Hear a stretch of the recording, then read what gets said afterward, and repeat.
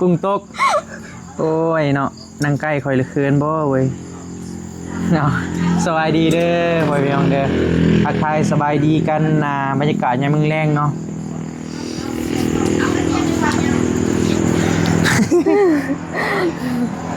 หัวยังบ่เอาหัวซื้อหัวยังเลยเอาหัวกับอะไรพอดีมาซิใครโอ้ยเนาะป่าดิกะกำลังปิ้งกุ้งกำลังสิปิ้งกุ้งพ่อพี่น้องพอดีมื้อนี้พอลีเลี้ยงกุ้งเมื่อคืนนี่บ่ตอนใดนี่แต่คืนนี้ฮะคืนนี้ตัวที่ว่าไผถ้วยถึกเลยได้กินกุ้งฮะอันเบาเหย้าถ้วยว่าไม่บ่แม่นเลยไอ้เหย้าถ้วยถึกเลยพอดีเพิ่นเลี้ยงกุ้งว่าซั่นตอนแรกว่าเสียดหยอกๆเพิ่นเด้อพ่อพี่น้องว่าเสียดเฮ็ดคือเครียดคือหยังบัดนี้เจอเครียดขึ้นแล้วบ่กล้าเครียดแล้วเนาะเศร้าเครียดเลยติพอดีน้องเพิ่นกำลังสิปิ้งกุ้งมื้อนี้ก็ฝนตกเบิดมื้อบ่บี้ก็มาแต่งเฮือนสายฟ้าแล้วก็พอดีมายินดีนำน้องใบเตยได้โทรศัพท์ใหม่โชค2ชั้น3ชั้นพุ่นน่ะมื้อนี้ก็ถือว่าโอ้โชคใหญ่หล่นทับเลยพ่อพี่น้องเบาลีเซอร์ไพรส์แล้วก็เบาบี้เซอร์ไพรส์เบายาวเซอร์ไพรส์อีกบัดนี้ป๊อดสุดก็ดีใจน้ำน้องเพิ่นหลายๆเนาะพ่อพี่น้องเนาะก็ถือว่าก็ดีใจน้ำน้องเพิ่นนั่นแหละเห็นน้องเพิ่นได้ก็โอ้ดีใจได้เกินคาดฮ้อนเนาะเจ้าก็มากินกุ้งป่ะมาอยู่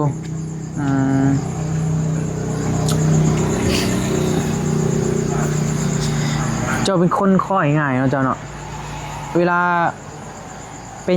ยังคือหายมือแรงนี่บ่ล่ะคิดฮอดพ่อโอ้ยเนาะเห็นหูพ่อในเฮือนแล้วว่าหายไว้เนาะมันเป็นอะไรล่ะมันคือว่าสิว่าในได้ก็เข้าใจอยู่พ่อพี่น้องเข้าใจความรู้สึกของน้องเพิ่นอยู่เห็นหูพ่อเลยหายว่าซั่นสิว่าในได้บ่ต้องให้เราไปดีแล้วเด้อล่ะเด้อก็บอกตลอดได้แต่ว่าของแนวนี้มัน โอ้ยมันก็ใหม่ไปแล้วนี่เนาะโอ้ยกินใส่ขี้เถ้าเลยบ่จิ้มน้ำจิ้มบ่เอาแกะเปลือกอ๋อแกแต่เปลือกอย่าแกใจไอ้บี้ออกเด้อเลยน่าโอ้ย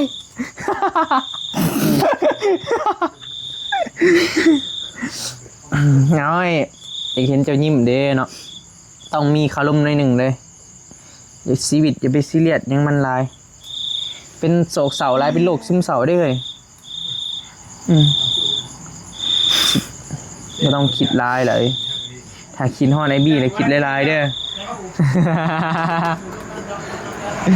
เด้อ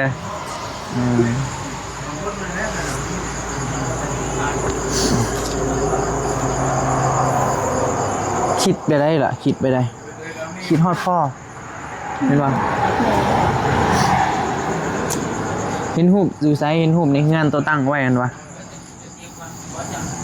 เราก็ฮะก็เท่าใดฮะก็จากไปประมาณเดือนหนึ่งบ่วันที่6นี่ก็เดือน1แล้วสิฮอดเดือน1แล้วเนาะก็ถือว่ายังบ่ดนพ่อพี่น้องของนี่มันกระทบจิตใจหลายได้มันทุกอย่างมันก็มีเวลาของมันนั่นแหละมีแต่ปล่อยว่างนี่แหละเด้ออย่าไปซีเรียสอย่างหลายคือไอ้บี้ว่านั่นแหละต่อให้เจ้าสิไปให้ยังก็โอ้ให้เสื้อเราก็บ่อยากเห็นนั่นแหละเด้อเราบ่อยากเห็นเจ้ามาห้องไห้นำเราดอกมีแต่วันศีลวันยังก็ไปเฮ็ดบุญนำเราเด้อล่ะเด้อไปเฮ็ดบุญตักบาตรยานน้ำให้พอกินนั่นแหละเฮ็ดพาข้าวพาน้ำให้กินบ่ต้องคิดร้ายเพิ่นไปดีแล้วเด้อล่ะเด้อเพิ่นไปสู่ภพภูมิที่ดีแล้วเฮ าก็มีแต่อยู่เฮาก็สู้ต่อไปนั่นแหละเด้อมันเบิดเวลาเพิ่นเลยเด้ล่ะเบิดเวลาแล้วทุกคนน่ะมีเกิดแก่เจ็บตายเป็นเรื่องธรรมชาติที่สุดเลยทุกคนมีเวลาของภัยของเรา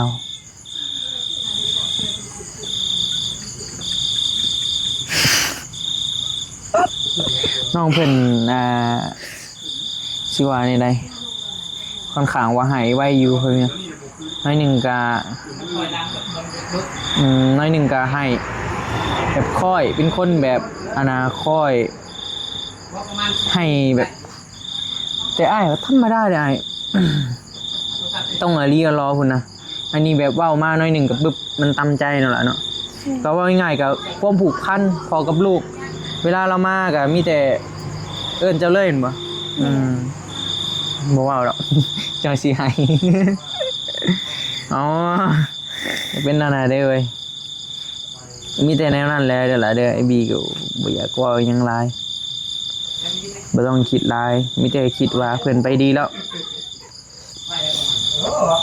เวลายามสิให้เจ้าคิดเห็นเราอะเวลาที่เจ้าให้นะคือเวลาที่เราเจ็บปวดที่สุดแต่ละเราบ่อยากเห็นเจ้าที่สุดในตอนที่เจ้าให้ฉะนั้นแล้วเจ้าอยากเห็นให้เรามีความสุขอยากให้เราบ่ต้องห่วงเจ้าก็บ่ต้องให้กินฮอดเราเด้อเจ้าไปให้กินฮอดเราแล้วเป็นห่วงแล้วมันจะแนวนั้นเด้อล่ะเด้อ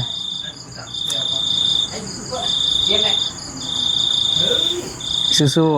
ๆ โดย สู้ซอยยังบ่ได้ซอยได้แต่ให้กำลังใจคอยพี่น้องขนาดใจก็ยังเอาไปให้เบิดแล้ว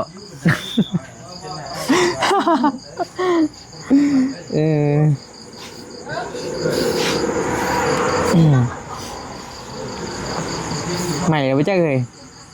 บ่เป็นได iPad ใหม่ดินดีอยู่บ่ โดย ฮะ เป็นคัก ดินดีอยู่บ่เป็นอะไร คักไม่ยังคือคัก โอ้ยเนาะเบิดแล้วบ่ได้กินซ้ำมื้อนี้ ไม่กิน ใหม่เบิดแล้ว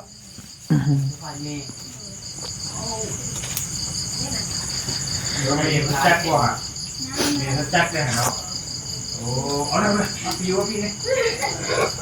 พี่ว่าพี่เนี่ย ยังน่ะโอ้เบายาวซะแนว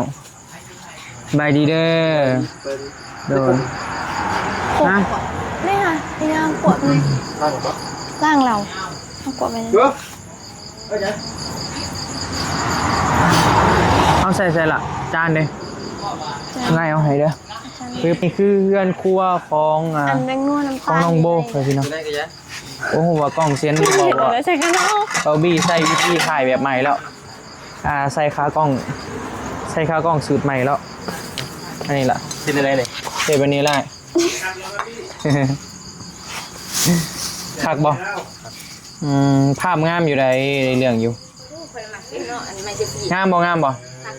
คักเล่นบ่ ใช้ป้ายได้เหรอ แฮงบ่ได้ตัวนี้แม่ใจดีซื้อให้หักร้ายได้ไหมซื้อพีตัวนี้คุณค่าทางจิตใจแม่นโอ้พระชายอยากซื้อต้นละล้านหนึ่งบ่ขายข่อยวะ หมักหน้าวน บ่มีราคาเลย บอกมาใส่ไปหลอกหาซื้อแบบเจ้านี่ มันสีมี แม่นบ่ มี อืม ไปขึ้นเนื้อลง เขา ไป ได้ บ่มี เขาได้ข่อยกับบ่ขายนี่นะเพราะแท้เลย ถ้ากันจมอยู่เห็ดได้เด้เอาสิ คักได้ตัวนี้เลยข่อยใส่โดนก็ได้เด้อเสียเบิ่งโอ้บ่ได้ตอนกลางเว้นภาพมันบ่แจ้ง หัวหอย ละมือแห้งแล้วน้องสาวเจ้าข้อยง่ายเนาะเจ้าธรรมดาเจ้า กะมันก็มีอยู่นะแต่ก็บ่อยาก บ่แต่อันนี้แป๊บเดียวปึ๊บเลยนะเนาะต้องเฮ็ดแนวใดจึงสิเยียวยาจิตใจเจ้าได้ เฮ็ด ข ได้ นาดข่อยเติมเต็มให้ขนาดนี้แล้วเนาะ เติมเต็มให้ก็ถามให้ก็บ่เต็มอีกเลยเนาะ พอ แล้ แล้ว ว มันสิใหม่อ่ะสิเฮ็ด ได้ ยัง ไง ไง สูตรดีสูตรได้ดิ ซีฟู้ดใส่รสดีป่ะ ประเภทในหัวกำแกะเหมือน กินทั้งคนเลยบ่ ใช้กระเทียมไหม อยู่ในเบล ไปใช่น่ะสิเอาไปเซอร์ไพรส์แม่บ่ คือว่าปิ้งดึงบอก ปิ้งเตียเฮงเฮาไปให้จานหนึ่งเลยดิ เพราะว่าไอ้จังนี้ เบิดแล้วบ่ปอ ตานมาแล้วตานมา คัก ปรุงบาเดียวได้นะ อืม ม มันติดจะตาเลย ซอยยันจะเมื่อยนะ เดี๋ยวบ่ได้ได้เนาะเฮ็ดให้อันแฟนในอนาคตเฮาเมื่อยบ่ได้เด้เจ้านี่บ่ยาวซะแนว ในบางอย่าง ยังป้า ของเริ่มมาทำวันนี้ เขาลงเบิดเลยข่อยบ่มักบ่ได้หวาน ถึงว่า งัวคือบอกว่าเธอระยะ น้ำตาเอ้ยโว้ยน้ำปลาเป็นงัวน้ำปลา น้ำปลาแล้วก็ มีด มีดเอามาให้หยังเป็นหยังเจ็บท้องเจ็บกระเพาะเอาจะกินข้าวแหละไปกินข้าวไปเหรอไป อ้าวบ่ได้กินข้าวบ่เคยคุกกินข้าว ไปกินข้าวไปโอ้ยเจ็บกระเพาะแล้ววะ นี่ ใจไปกินข้าวบ่ ไปหน่อยคนไป ไปกินรถมาสิปิ้งข้าวดอก นี่เลย มาไหมเจ็บท้องป่ะ เดี๋ยวให้น้องไปกินโอ้บ่กินข้าวกินน้ำเลยเนาะ ปลายมันเลย มาหาคนดังก่อนช่วงนี้กำลังกระแสกำลังมาเฮข้อก็ดังเนี่ยเด้อบ่าวยาวแนลโอ้ยพี่น้องได้ที่นอนใหม่ได้ความรู้สึกเนี่ยสบายดีเนาะ ดีใจน้องดีใจ ใส่งานเลยตี ใช่แล้วใช่มาคืน ได้คักวะ แต่นอนสบายน้อง สปริงมัน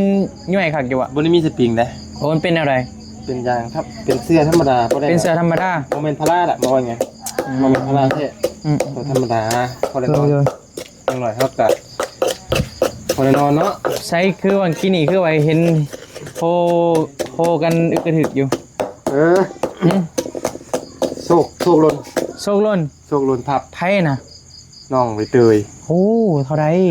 11 ล้าน 11 ล้าน แมน อ๋อน้องใบเตยฮะ แมน แสดงว่าโซก3สั้นเลยแมันบ่ แมน โซก3สั้นเลย แมน สั้นที่1เด้อ ไอโฟน สั้นที่2 5,000ของเจ้านี่ สั้นที่ 11 ล้าน 3ป้าคุณทำบุญที่วัดไหนวะ ถามน้องมัน โอ้ก็ดีใจได้ที่ว่าเห็นน้องเพิ่นได้ไปพี่น้องดีใจนำน้องเพิ่น กับประมาณเขาก็อย่าง อื นั้น ม ได้อย่างนี้ แม่นเลยดีใจหลายได้ ก็ถือว่าสุดๆแล้วเนาะเป็นเงินก้อนหนึ่งแบบอุลายเองได้เนาะมูลค่าเท่าไรรวมๆกันแล้วสวะมื้อนี้ เท่าไรครับรวมกินเดี๋ยว สวะมื้อนี้ 50,000 แม่ 52,000เนาะ 50,000 บาท แม่นละ อ๋อโธ่คือบ่กินบ่ เจ็บกระเพาะ มึงเด้อมานี่ก่อนเด้อ เข้าไปนี่เด้อไปได้อยู่บ่ ไปได้ เดี๋ยวไปเนาะ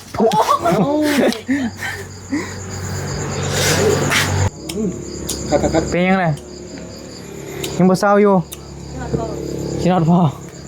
เฮ้ยขี้นอดอีกยังเราไปดีเลยขี้นอดพ่อ ระบายต้อง สิว่าได้คันว่าอยากนั่นอยากนี่ยิ่งกว่าซื้อมาให้ได้น้อยยาวเนาะขี้นอดพ่อเนี่ยไอ้บี้เอากลับมาขึ้นให้บ่ได้แล้วเว้ย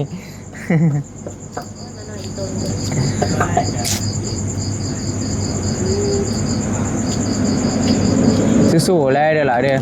เราไปดีแล้วใครว่าแล้วใช่มึงดู iPad เอามาลินดูนะเอาลินดูเป็นไอลินคากิวอะใช่เลยโอ้อ้าวจ้า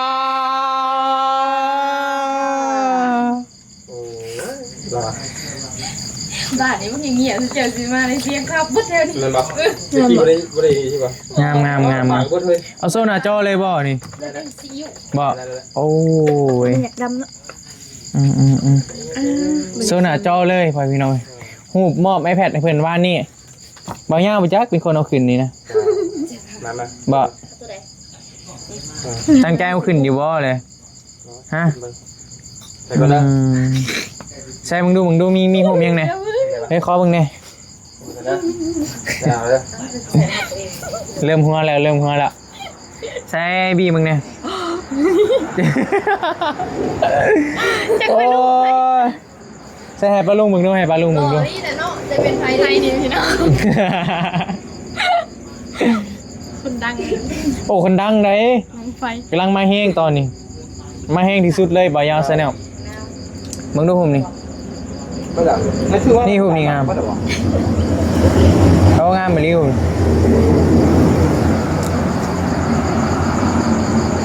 คักคุณส่งให้เด้อ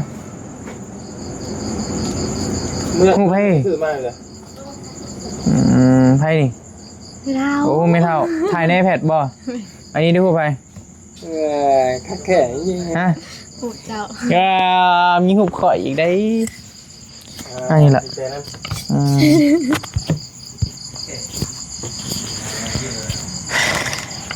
เหมือนกันเด้อไปกินได้ไหมข้าวไหนกินแล้วเป็นยัง ไม่อยากเลย ว่าแท้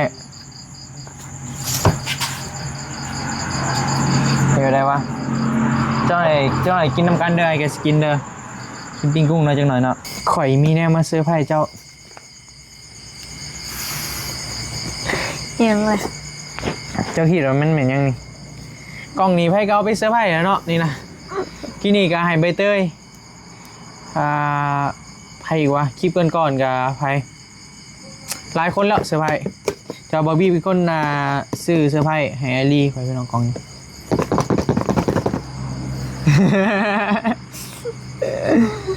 เจ้าคิดว่าเป็นยังนี่เอาจับเบิ้งเอาจับเบิ้ง มันคือหนัก โบ้หูแล้วเนาะ เอา เราจะคิดว่ามันเป็นยังไง กล่องวะกล่องอีกเดี๋ยวทางใน โบ้หูแล้ว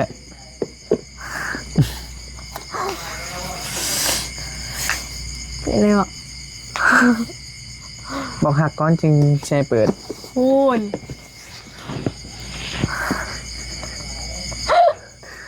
โอ้ยเจ้ากันอะ บอยอกเอ้ย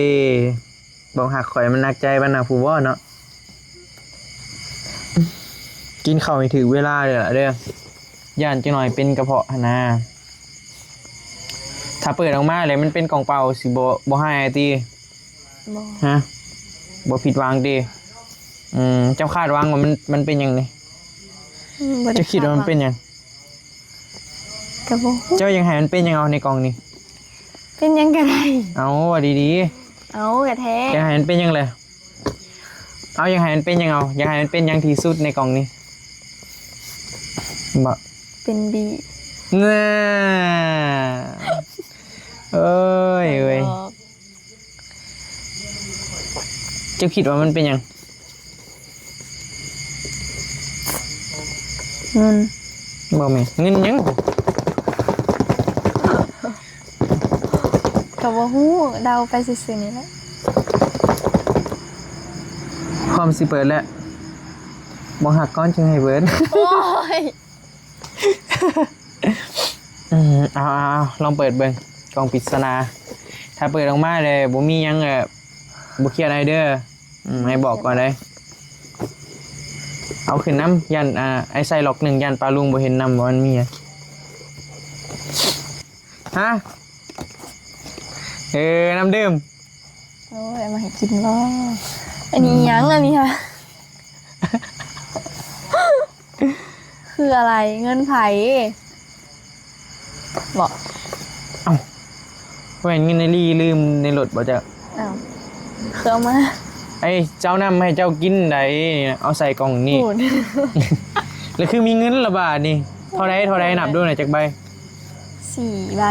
4 ใบ4 ใบนี่เท่าไร 4,000 4,000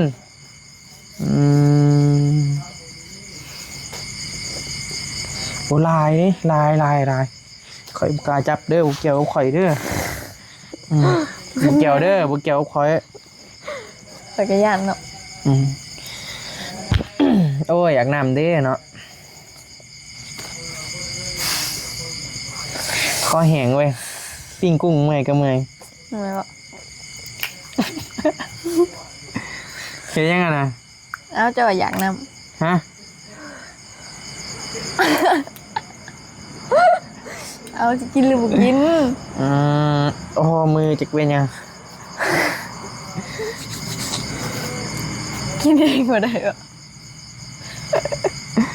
เดี๋ยวป้อนอีก มือจับเงินแล้วมันเปื้อนเด้จับเงินแล้วมันกินบ่ได้มันเปื้อนแมนโอ้4,000 บาท1 2 3 4เจ้าคิดว่าเงินไป โมโหแล้ว หึ โมโห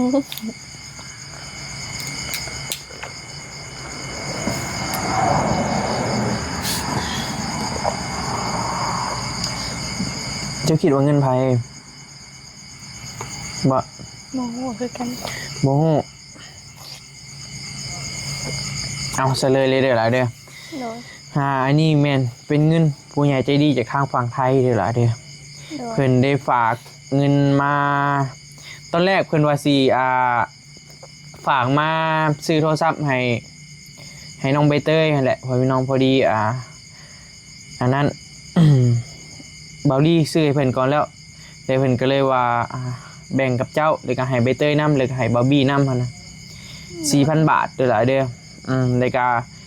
เงิน53,000พอพี่น้องเพิ่นให้ใบเตย5,000ให้น้องโบ 4,000แล้วก็ให้บาบี้ 4,000 เนาะผู้ใหญ่ใจดีเป็นผู้ใหญ่ใจดีคนเดียวกันกับผู้ที่ว่าเพิ่นซื้อแท็บเล็ตให้เจ้าในมื้อนั้นแล้วก็ โดย เพิ่นให้เจ้าคนละ 3,000 ในมื้อก่อนๆหั่นล่ะเด้อ โดย มีแต่ทางน้องขอบคุณเพิ่นเนาะมา โดยก่อนอื่นหมดกะขอบ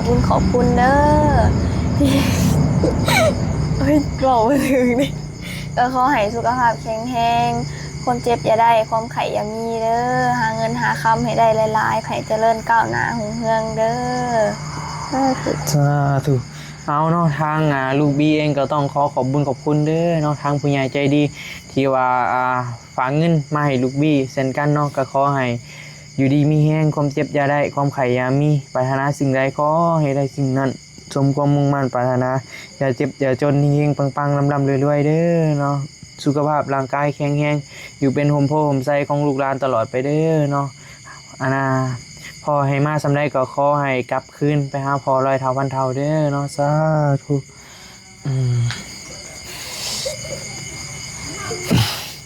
เป็นอะไร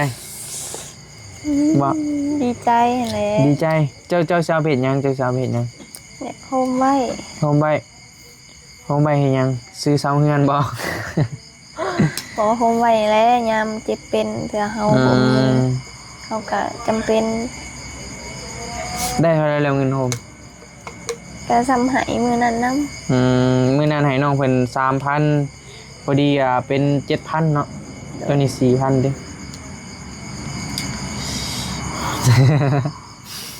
บ่เคยได้เนาะล่ะเนาะ แม่ น คนบ่ฮู้จักกันมาก่อนหั่นนะ โดย เพิ่นยังฝากเงินมาให้หั่นนะก็ มีแต่สิ่งที่เฮาตอบแทนบุญคุณเพิ่นได้ก็มีแต่ตั้งใจเฮียนเด้อล่ะเด้อเป็นคนฮู้ผู้ดีนั่นแหละเพิ่นซัพพอร์ตเฮาขนาดนี้แล้วหน้าที่ของเฮาก็มีแต่ตั้งใจเฮียนนั่นแหละเพิ่นก็หวังแค่ว่าเฮาเป็นคนฮู้ผู้ดีเพิ่นก็ดีใจแล้วเฮาเฮียนเก่งหั่นนะเพิ่นส่งเสริมเฮาขนาดนี้แล้วเด้เพิ่นก็แค่อยากเห็นสำนาดอกเด้อล่ะเด้อ โดย ก็ขอให้ความฝันเป็นจริงเนาะ โดย ว่าบ่ได้เฮ้ยความฝันของน้องเพิ่นอยากเป็นตำรวจไปพี่น้องเอ้ยแล้วก็หลายๆคนก็อยากน่าจะฮู้แล้วว่าบ่ได้คือแบบนี้แหละบ่คิดว่าสิได้ก็ได้แม่นบ่มีตั้งใจเรียนเฮาโฟกัสแต่เฮาเฮ็ดมื้อนี้ให้มันดีที่สุดนั่นล่ะมื้อนี้ดีที่สุดก็โอเคแล้วชีวิตบ่มีหยังแน่นอนบางที เนาะ คือจำหัวแหละจะมีความสุขแฮปปี้ไม่ต้องคิดร้ายเด้อเรื่องพอกะเป็นไปดีแล้ว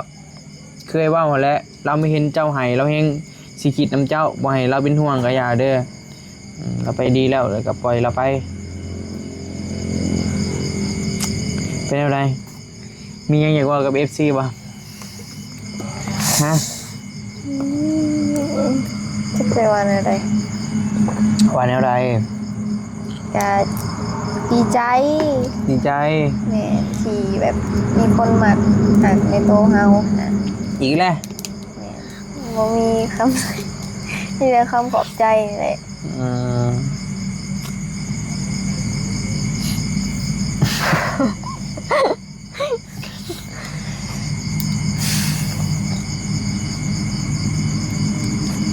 มันสิว่าอะไรเนาะตื่นตันใจได้บางทีก็หอยพี่น้องแบบบ่คิดว่าสิมีคนแบบเมตตาเฮาเนาะล่ะเนาะ โดย ก็เป็นเรื่องที่มหัศจรรย์อยู่ คือตอนนี้กับความฝันก็เป็นจริงแล้วอยากได้แท็บเล็ตก็ได้แล้ว คือน้องใบเตยก็อยากได้โทรศัพท์ก็ได้แล้ว ต่อไปก็มีแต่ตั้งใจเรียนเด้อล่ะเด้อ โดย พยายามเรียนให้เก่งนั่นแหละเรียนหลายๆภาษาก็เป็นหลายแห่งดีแหละได้แน่ได้จักเปอร์เซ็นต์เลยจาก100 กะ ฮอดบ่50 กะมันก็บ่ฮอดหั้นนะ บ่ฮอด แบบกะเพราะอันนั้นคอฮู้หั้นนะเพราะว่าเรียนพื้นฐานดี ยังสิมีแผนไปเรียนอีกอยู่อ่ะ กะอยากเรียนอยู่ ค่าเทอมเดือนเท่าไหร่ก่อนล่ะ เทอม1,350,000 1,350,000 แม่น เฮาเรียนได้จักเดือนเทอมหนึง 3 เดือน เฮาเรียนได้3เดือน โดย โอ้ก็หลายอยู่เด้เนาะ แม่น หลายอยู่3เดือนพุ่นน่ะก็ถือว่าหลายเติบได้3เดือนพุ่นเนาะไอ้พี่เรียนนี่3เดือนได้ว่าโอ้ไอ้ก็เข้าใจแล้ว แต่ว่าเรียนแต่เสาร์อาทิตย์หั้นนะ โอ้ก็ไม่บ่ได้เรียนคู่มือ แม่น อื ก็บ่ได้ ม เต็มเดือน แล้วไอ้เลยคิดว่าจะไปคู่มือได้เรียนได้2มื้อนึงโอ้เจ้าก็ยังได้เนาะ เข้าใจก็ดี เก่งแหละแม่นเลยอันนี้คะแนนเฮาเรียนคู่มือก็บ่เกินเดือนหนึงดอกคันว่านั่นน่ะเนาะแม่นบ่ แม่นค่ะเขาเรียนเต็มเวลาแบบเรียน เพิ่นคือสอนนั่นน่ะว่า เพิ่นก็สอนอยู่สวรรค์แน่หั้นนะ โอ้หลายเพิ่นหลายบ่อนเพิ่นไปสอนเนาะ แม่น อืม เสาร์อาทิตย์เลยเพิ่นมาสอนอยู่เซโน คุณภาพ โดย รู้จักเพิ่นอยู่คุณภาพตอนแรกก็ว่าสิไปเรียนนั่นแหละบ่วีก็แต่ว่าบ่มีเวลาคำตอบของคนบ่อยากเรียนบ่มีเวลาเนาะถ้าเราอยากเฮ็ดหยังเลยเราต้องมีเวลาให้กับมันแม่นบ่ แม่น คือ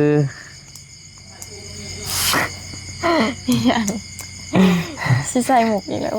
บ่ใส่ดอกจนมันเบิดแล้วเบิดหมุกแล้วพ่อพี่น้องเอาโอเคเด้อพ่อพี่น้องเด้อสำหรับคลิปนี้ก็ประมาณนี้แหละเนาะก่อนอื่นก็ขอบคุณหลายๆเนาะ FC ทุกท่านที่ว่าติดตามและก็ให้กำลังใจบอบบี้โดยตลอดมาเนาะก็ขอให้อยู่ดีมีแรงเบิดสุขสุขคนเด้อปะส่งมาร่ำรวยสบายดีเด้อไปก่อนบ๊ายบาย